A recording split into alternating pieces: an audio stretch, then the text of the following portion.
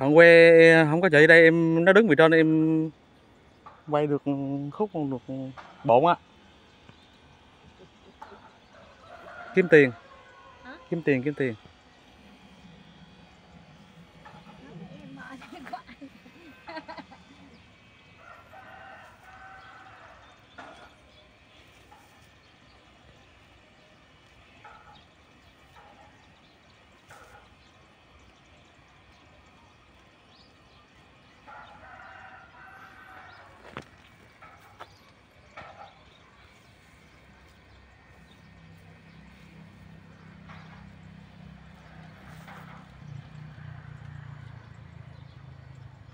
Cho mẹ lên lên trên ấy rồi con nhìn thấy đẹp.